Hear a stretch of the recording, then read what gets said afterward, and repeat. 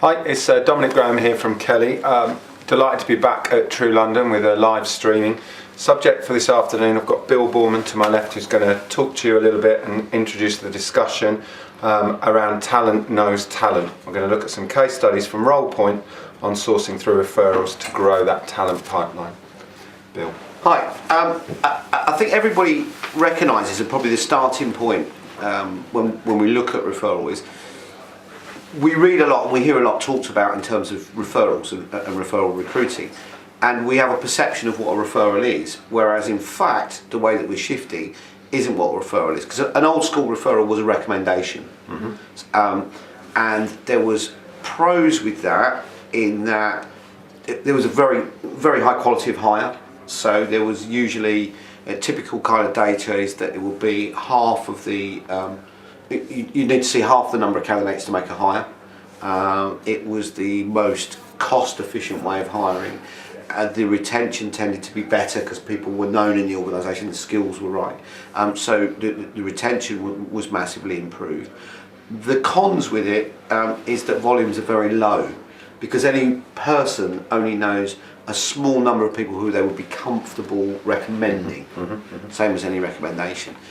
With the advent of social media and what was termed kind of social referral products, actually what a lot of those became was social job sharing, which said, and we began to get, actually, if you are referring someone from your LinkedIn network, how well do you actually know that person? Yeah. Because we've come into a unique situation now where we've never been before, where we're able to see what people do through LinkedIn and sites like that without the need to have their CV. Whereas historically we would have needed a CV and information. But the challenge comes in saying, well, actually, if someone's in your network, you've met them once at a conference or you've read a blog post that they liked, how well do you know that person, and can you recommend them? And the reality is, no, you can't. And because of this is why a lot of referral programs and the reward programs that are built around them have actually failed in organisations. Because it's been a big challenge to say, okay, yes, the technology bit is quite easy, but it's actually the infrastructure that you build around it and how you reward people which makes schemes work. So I've been really interested in the topic and involved in integrations of referral programs and looking at what works, and I've got some fairly clear ideas in terms of very clear pictures of what works and what doesn't, and why traditional referral programs are failing. The first one is volume. When your employees feel they're needing to make recommendation, and sometimes not your employees to make recommendation, they don't know enough people well enough to create the volume for that to be sustainable. So you need to change that in terms of being clear of what a social referral is. A social referral is an introduction. As opposed to a recommendation. As opposed to a recommendation. And that's the changing way in which the difference between social referral and a traditional referral. But you want a degree of weighting in that to say, depending on what the relationship is, we want to be aware that if you are recommending someone or not. So it's kind of like an option to say there's kind of 3 degrees of relationship which you have with someone, or knowledge you have with someone. One is, I've worked with this person, I know their work, I recommend them. 2 is, I know of this person, I know of their reputation, so I know something about them, although I've never directly worked with them or been on the receiving end. I know enough about them to say they're a reasonable person. And the third one is, this is my connection. So that their profile says they should be able to do that, they're suitable to apply for a particular job, but I don't know them to recommend personally. And when you start opening up those channels and making it clear that it's not a recommendation, suddenly you've got the volume. The average person has 225 LinkedIn connections, 175 Facebook friends. There's weird people like me who have different numbers to that, but and you have what we've looked at, particularly within the LinkedIn networks, is you have about 70% employability within that for any organisation. It's either people who live locally or have the right skill set or work in the right sector. So we have this massive source, which we've never had before, that we can plug into with a trusted message carrier if we go about it in the right way. I don't know, what has anyone else seen from referral programs of what's worked or what's not worked? Or I'll gladly share a few war stories. I'd say that people don't really necessarily refer anyone unless they can, they can justify why they are referred. I've been involved in referral programs where a third of all hires were referrals, and you talk about the volume, and I'm not just sure that it has to be volume based in order to be, get to the end result, which is a hire. I think it's all about, if you have a referral program, you make sure that it is communicated that it is about the quality, not necessarily about, well, just refer anyone you know or whatever. And I thought the whole idea about why referral programs work and why, everything points towards it's better employees, they stay longer, and all those kind of things, is because it is people that are known from a work environment, and subsequently, they are referred because I know them, I work with them, I can vouch for them. Yeah, I think you need to retain that, but what the problem is once that's specifically what you're driving for, in terms of the quality, the recommendation, you're shutting off the majority of potential in terms of pipeline. However, you shouldn't ever view when you're going into a network, unless somebody can recommend someone, you still want access to them, because we've got the data, we've got the means of going in and saying this person should be able to receive a message because the relationship's there. So really two things that really kill referral programs. One is where there's a quality element, where we're actually asking employees to be recruiters. Yeah. So we're asking employees to make recruiter decisions, and that's not, as a recruiter, I don't go and do the purchase ledger. Yeah. However, I can ask someone to help me with that. So I think we kind of need to keep that open to say actually what we want is access to your social networks in order to do some matching and and we can automate that whole process, but to do some matching, make it nice and easy, and we want you to pass on the message. Now the other thing that kills referral programs is rewards, because most people get the rewards programs. I was going to say a lot of places where I've worked, people have only put people forward because they know they're going to get 250 quid, 500 quid, whatever it is, and actually you tend to find that the people they refer are either their friends because their friends want to get into the industry, or they're doing it purely because they think, I kind of know them, they might be good, I'm going to get 500 bob if they pass their probation. And that, as you say, is not really a referral program. That's a how do I get quick cash and how do I get my friends. Do you want to sell your friends program? Kind of thing. And that's very different, because I think a lot of people view referrals as that, rather than if you say, can you recommend anyone for the job? The change in the words that you use when you're talking to your employees in terms of what they actually want you to give them makes a difference. It makes a massive in what difference. You get back from your employees. Yeah, I think the other thing with that is whenever there's cash, and lots of organisations generally have cash, and when I've looked at schemes that different people have put in, they've gone, okay, we've gone from originally paying €2,000 for a hire, and now we pay €5,000 a hire. We've increased the money, but the actual volume of what we're doing hasn't changed. It's made no difference. It's made no tangible difference. Yeah. And then when you get into it, you go and talk to the employees and say, look, there's all this cash on offer. How come you're not referring people? You're not putting people in. The reason is because there's cash involved. There's due diligence. So generally, there's departments who manage that cash, whose job it is to find ways and reasons not to pay that cash. Right. So you end up with a real negative system where people feel they've been robbed by the system, because all the kinds of rules I've heard about is, we pay it if the person's stayed here for 6 months and they're in good standing, they're not on any disciplinary things like, we're not paying that one out because we already had their CV in the ATS, they'd already applied to us 6 months ago, therefore we're not going to pay that. Another company that we went into, there was 3 people who were due a referral bonus of £1,000 each. When I asked the question, said, why haven't they paid the referral bonus? I said, because they haven't filled the form in. And I said, right, okay, so has anyone told them they need to fill the form in? And they said, no, we might have to pay the money then. So kind of the people controlling the money, Well, it doesn't work then. does it? creates a due diligence around cash. So whenever there's cash, they create a due diligence about it, and the reputation. So most people you talk to in organisations will say, "Yeah, I know we have some kind of referral program, but I don't know anything about it. It's not up front and centre." Or will actively say, "No, I'm almost like I'm cheated by that system," or "You make it so hard because I've got to go to my friend, I've got to ask them for their CV, I've got to upload it." Somebody we were speaking to on an implementation recently had a system where you had to fill in a box on the right hand side of the referral screen, and if you didn't fill that in, you didn't get paid cash. So I think we've got to look at what we actually reward.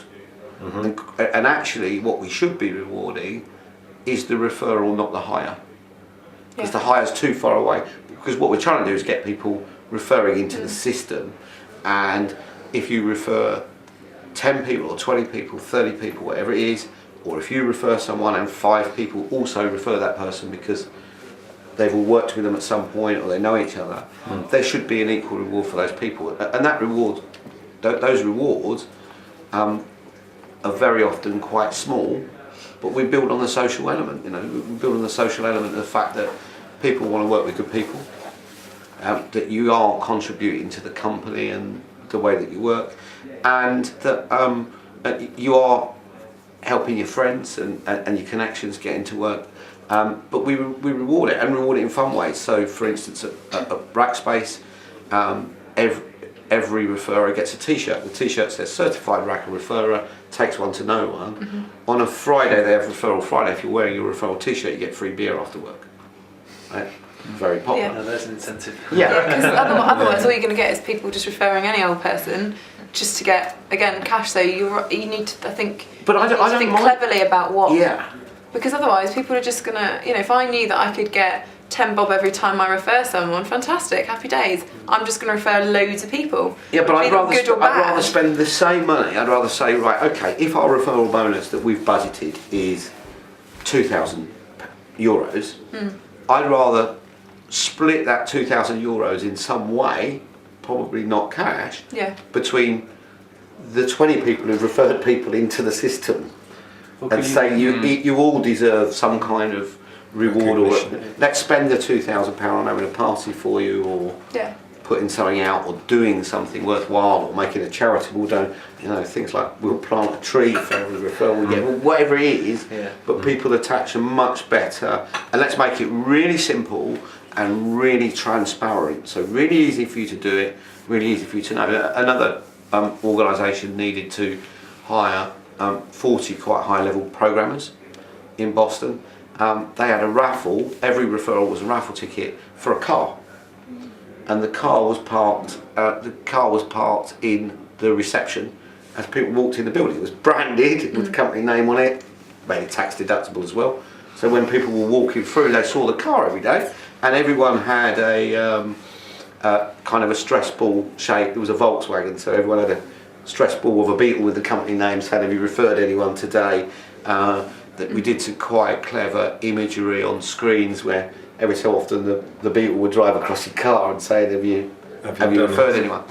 Keeping it very visual, but equally saying everyone can win this, because you can't really control the hiring process. All you can influence is to refer. So what we want you to do, and what we're going to reward you for, is to refer people and keep that system a little bit current. But on the flip side of that, if you're making the reward too high, such as the potential of the car, using the car and the raffle ticket, the case study that you just mentioned, was it 175 people who got on Facebook? Okay, well, I want 175. But I don't have a problem with that but the way that you drive that is using matching technology in the front end. So we're actually telling you who we want you to refer. I'm not asking you to make a recruiter call. Right? This is the point I was making. I'm not asking you as my employee to be a recruiter, go through your network, decide who you think you know in your LinkedIn, spend time doing it, because you're too busy doing the job that you do to do it on a sustained basis.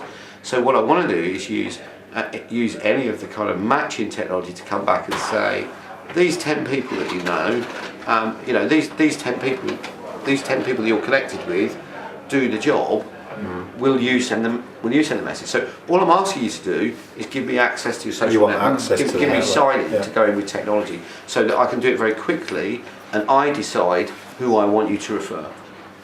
Because I'm not asking you to match, because that's not what you do. Yeah. Yeah.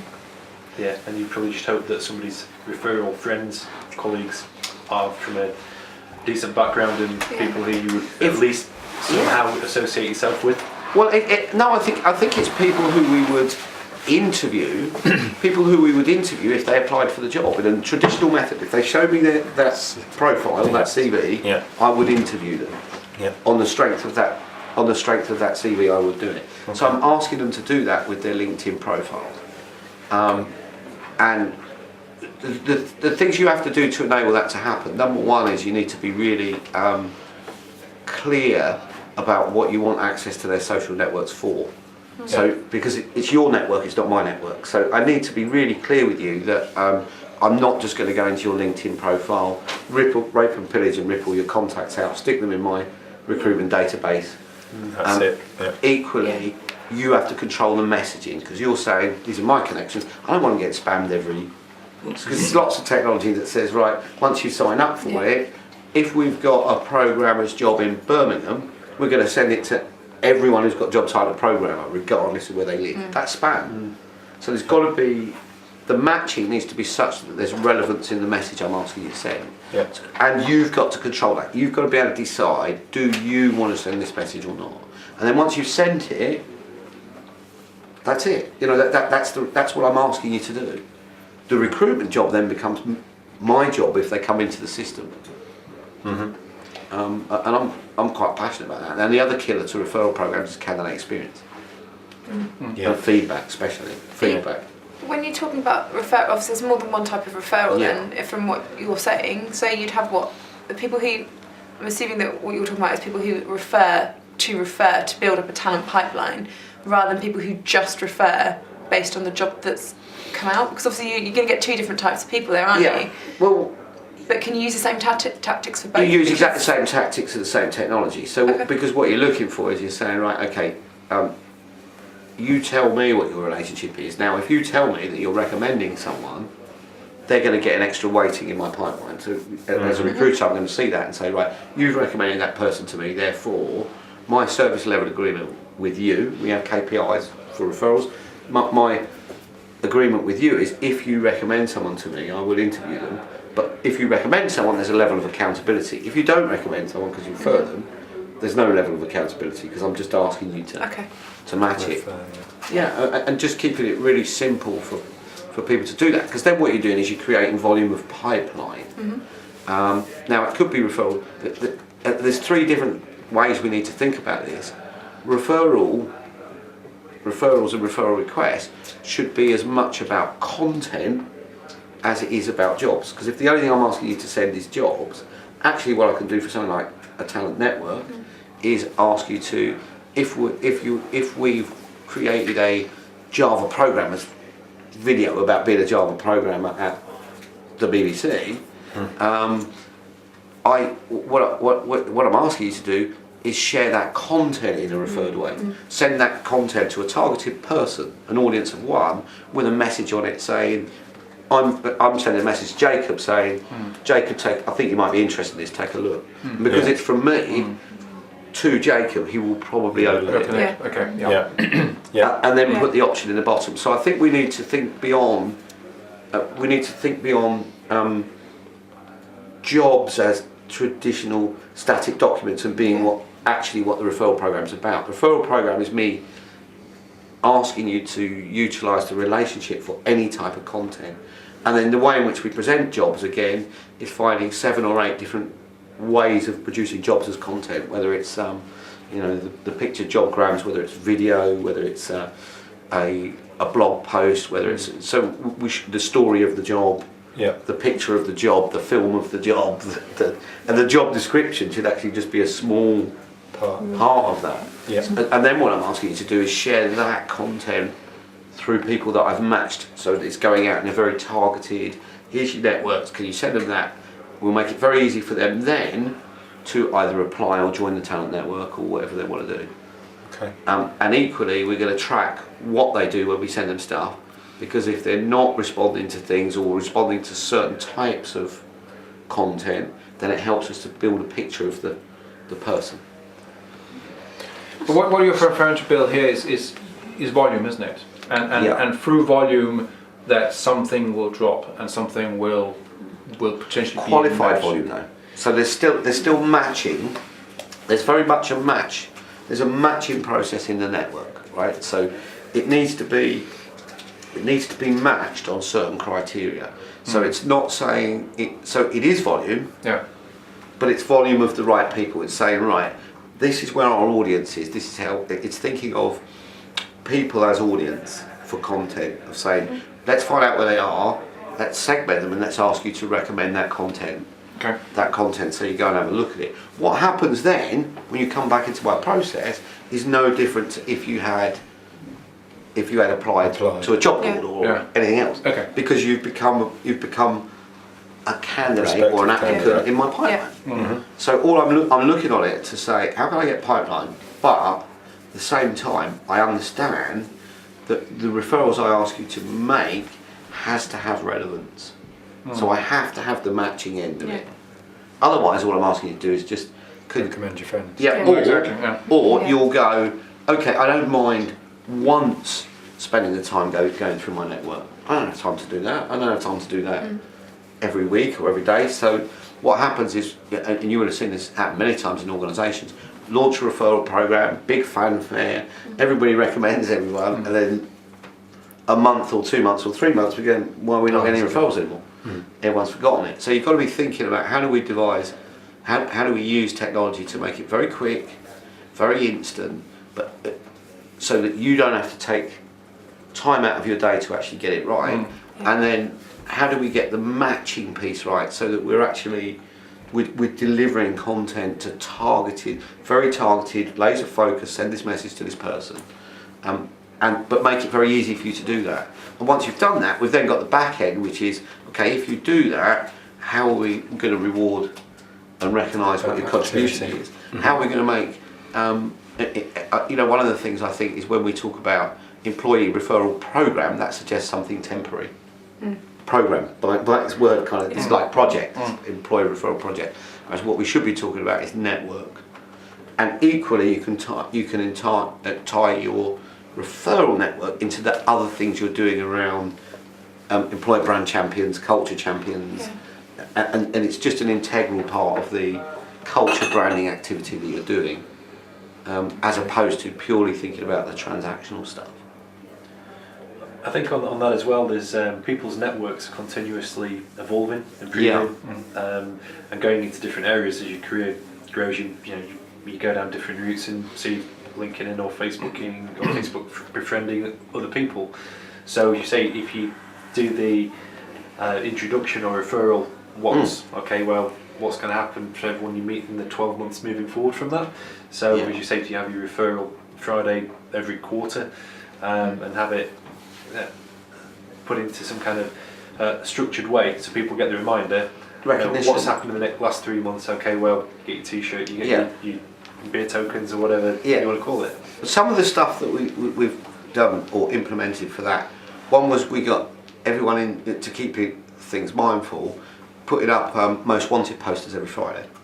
So the jobs that were most wanted. Okay. You came in the building and all over the building, like the Wild West, it said this is most wanted. Yeah. Java programmer, here's a guy with a ponytail and an earring or whatever stereotypical image we can find. But saying these are most wanted, we had things like we would ask departments to wear a brightly coloured T-shirt with a job description on the back. When they were hiring, they had a job that says, we're hiring these, do you know anyone? Have you got anyone fit? Have you referred anyone today?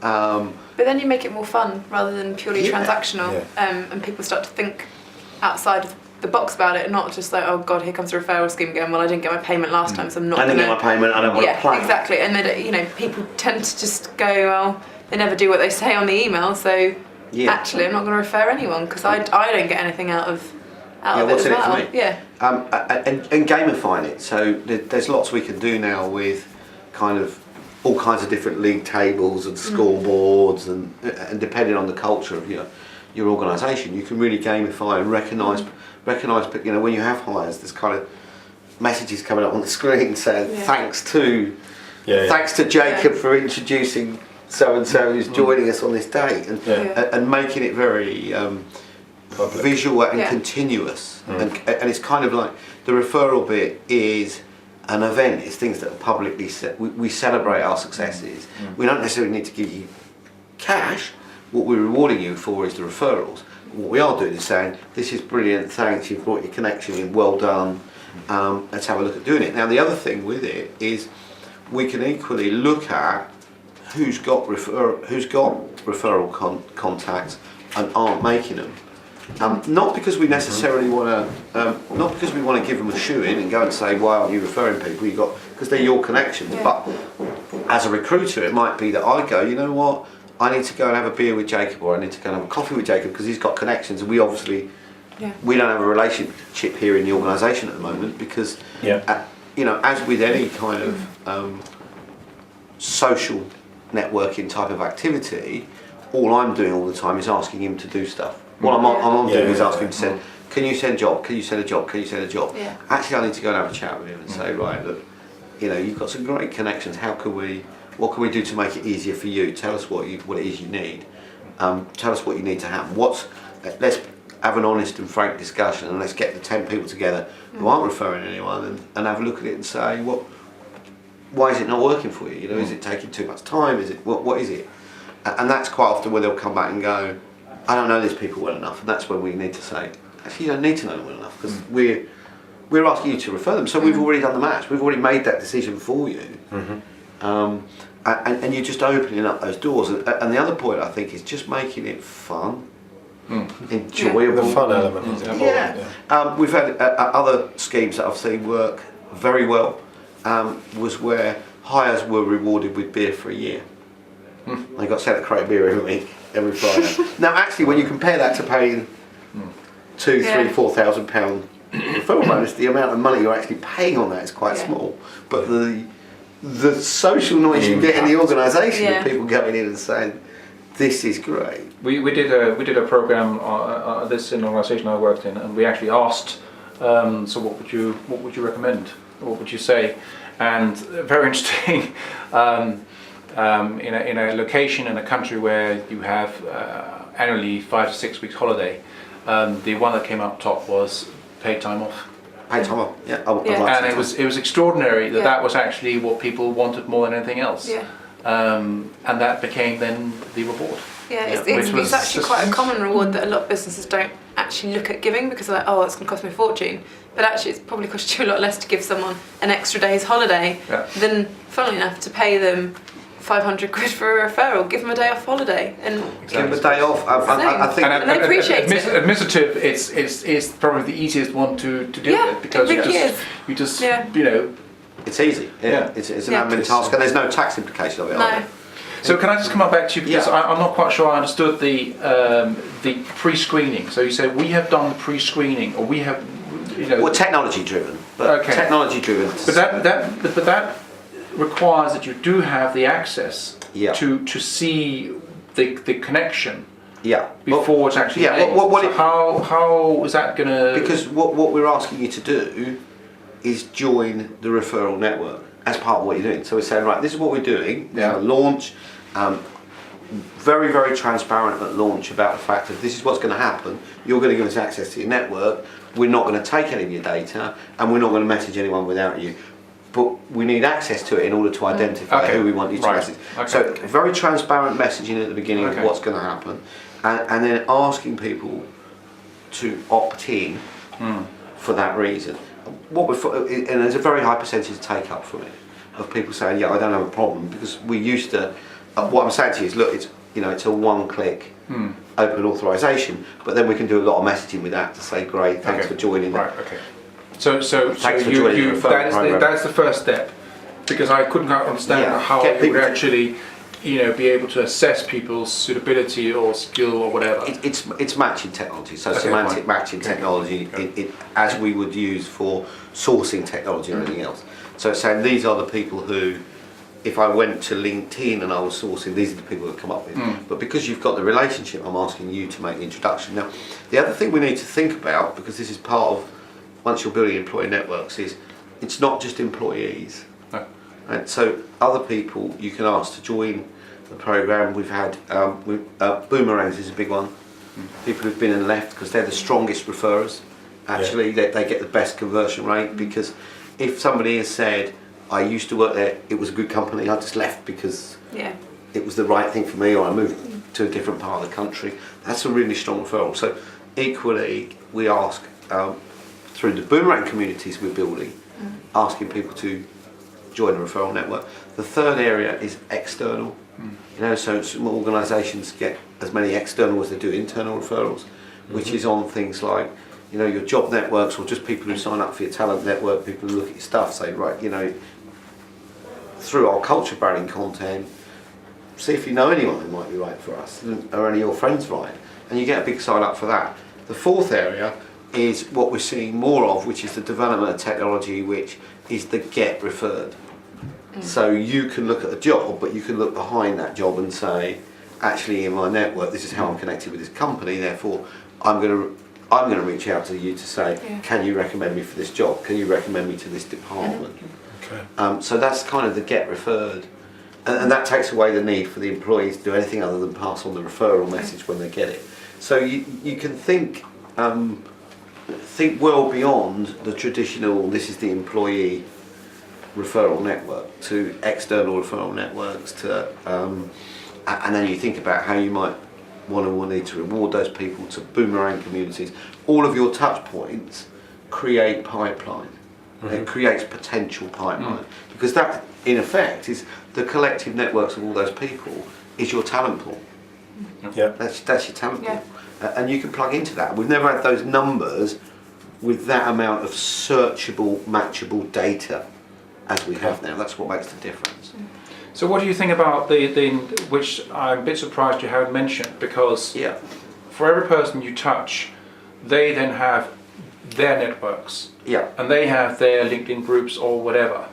And the question is it too much to ask or to expect that someone will then take a job and say, I can post it on these and these LinkedIn groups, job boards, or job, sections, or what have you? No, because but then you're asking more of the individual. Aren't you? What we're doing is we're plugging into the good social psychology, good social behaviour, right? So you belong to a group, you belong to a number of HR and sourcing groups or whatever on LinkedIn.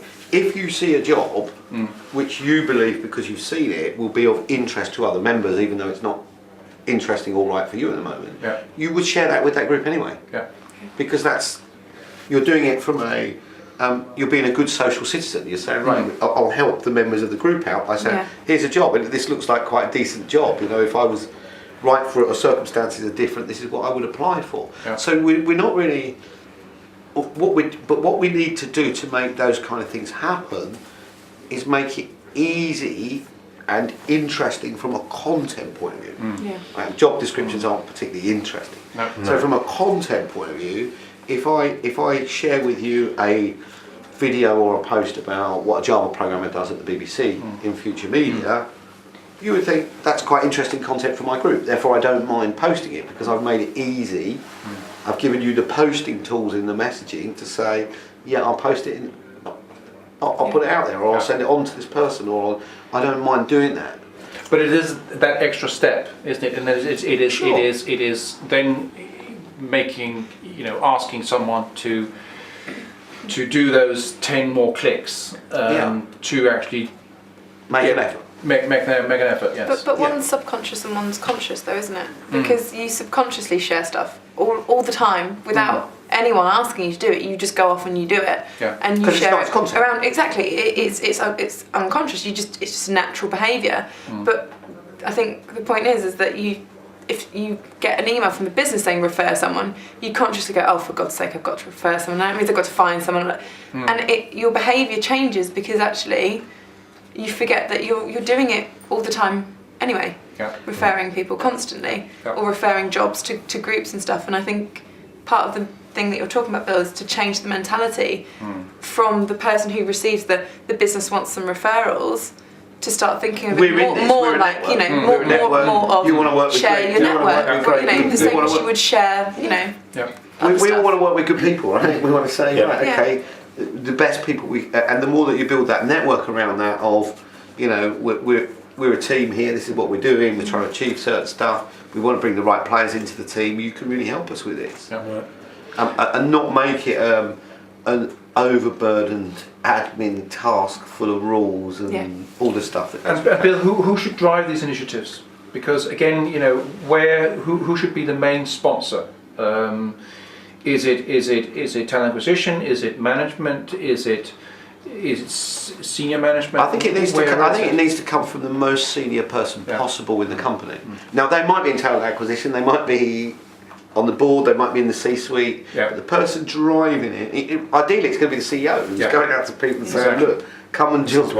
This is what we're doing. Absolutely. And there's all kinds of other ways of doing this. If I give you an example, from a career point of view, in any organisation, the LinkedIn profiles collectively of the people who do the jobs that you're recruiting for are looked at 10 times more than your career site by people who apply.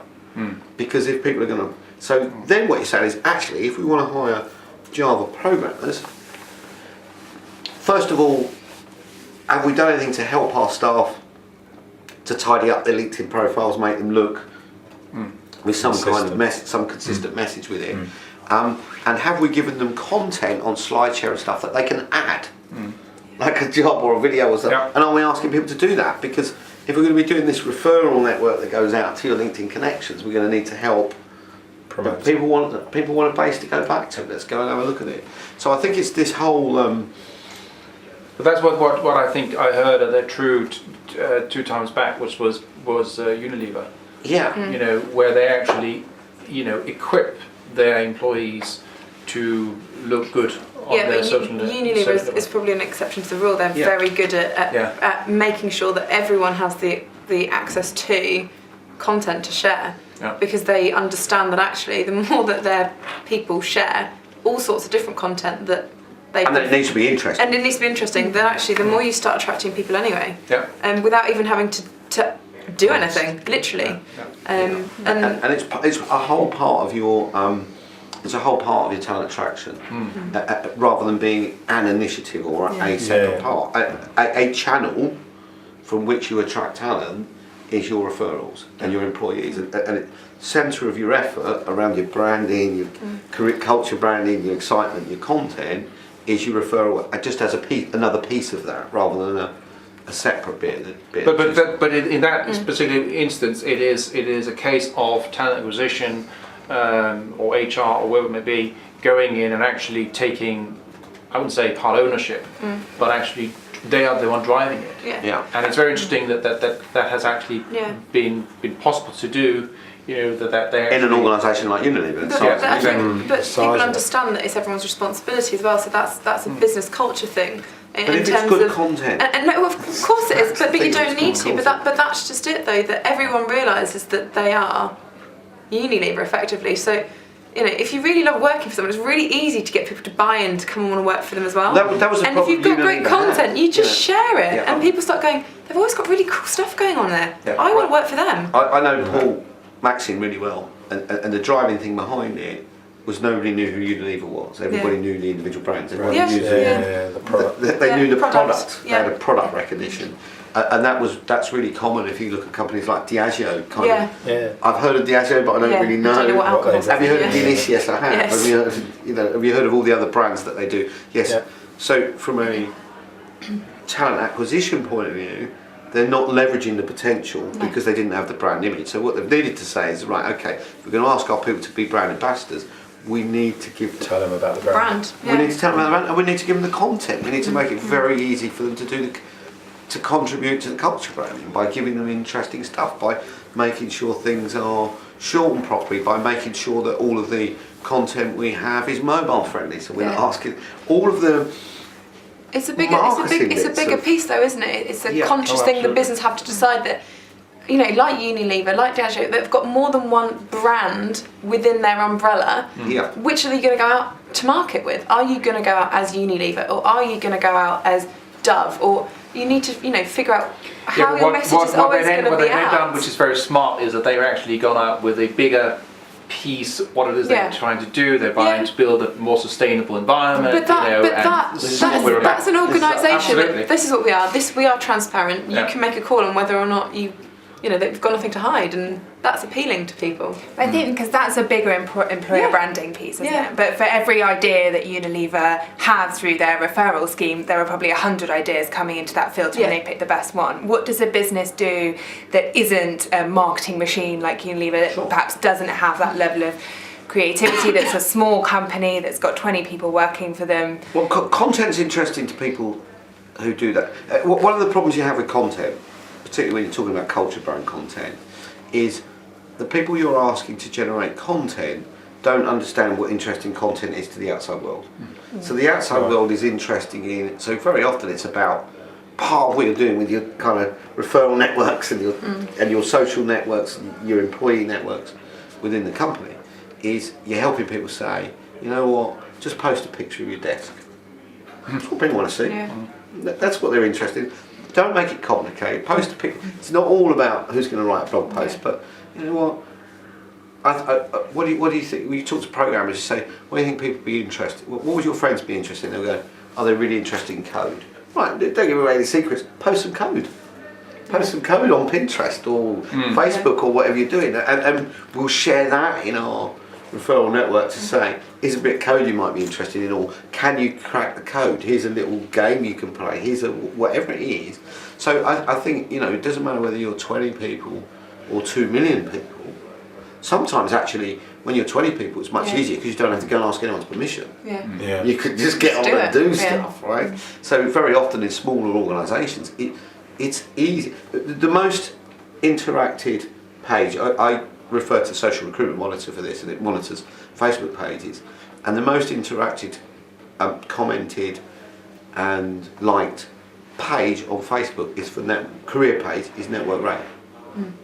And organisations like that, not who you'd think, it's going to be PepsiCo, it's going to be Nike, it's going to be these sexy brands. Actually it's not. It's very simple. I think the biggest one in Europe, it makes tunnelling equipment or diggers or something like that.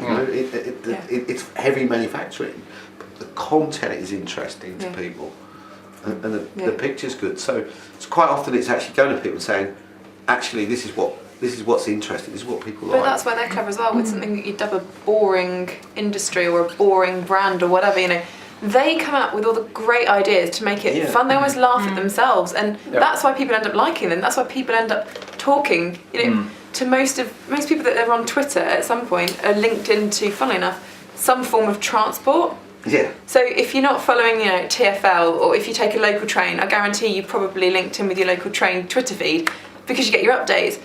And then you start following them on Facebook and you realise that they start doing really crazy competitions to go to stuff, and then you start following them, and they have the ability to almost laugh at themselves because they're dubbed a boring brand, that they can produce really great content, and it surprises people, which makes them like it, which makes them want to go and work for them, and then you just...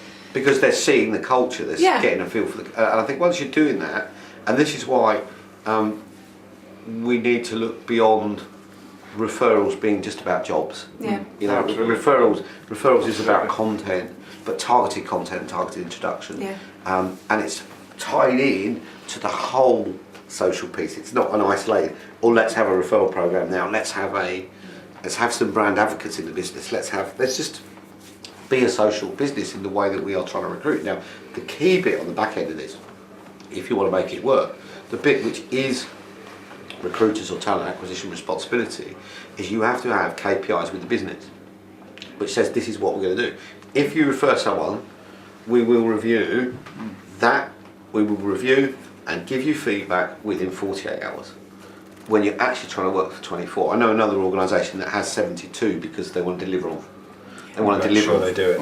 On 48, make sure they do it. But they actually go out to the business and say, we promise you that we will look and give you feedback, because we understand that if you ask your mate to apply, he's going to come back to you. He's not going to come back to us. If he hasn't heard, he's going to be seeing you saying, well, "What's the deal? You told me to apply for this job, and I've sent my CV in, and I haven't heard, or I've been for an interview, nothing, no feedback, the usual kind of." So I think there's also a great. So how does that? So okay, so Yeah. how does that get tracked? That it is a referral that comes through the system. It would go through a referral platform. That's why that's for me. So That's why. so I it's apply not for just Ofwat. it's not just linking into the ATS and saying this is the link to the job, and then they go in and If they I'm get sending, lost. if I'm into the- sending you content, Yeah. it has a trackable URL Okay. because I'm generating it, right? Yeah. I originate Yeah. the content. I send it to you. You share it out wherever that goes, even if it goes from your friend to your friend to your friend via your LinkedIn group. Yeah. It's always tracked back to you, and it's always a referral. It's always treated as a referral. So it's a separate channel that says this is the way in which it's kind of. These are our VIP candidates, if you want to call them that. These are the people that okay. So these are you the keep people it, that get you keep the channel completely separate. well, either You that or they- would not have channeled through the ATS. No, I'd never channel anyone through an ATS. the applicant turn-off system is that what you're talking about? But no, well, that's a whole different 2 hours discussion. That's a good one. But if they are going into the ATS, I've always got to know the originator. Yeah. Because at every step, I've got to be coming back to you saying, thanks, this is where you're up to. Because that's the things that feed my system. You're going, I referred someone to you. What's happening to them now? Because I want to speak to them. Or And that presumably makes the quality of candidates that you get referred higher, because no one wants to get feedback saying this person just wasn't at all right for us. I can't imagine kind of why you put them up for it. Not really, because you're taking the accountability out of it. Unless you're recommending that's them. true. Because I'm not asking you to recommend this person. I'm not expecting you to know them.